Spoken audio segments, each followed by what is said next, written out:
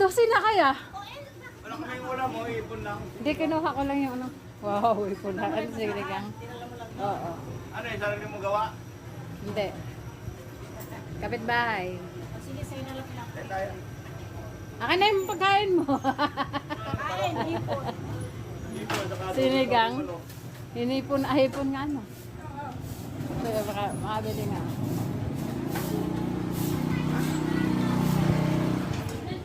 Magkano eh? Hipon mo na eh. 90 ang 1/4. Kalaki naman yan.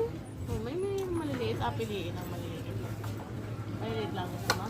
1/4 lang. Yung ayoko ng malaki kasi nauutak ako yung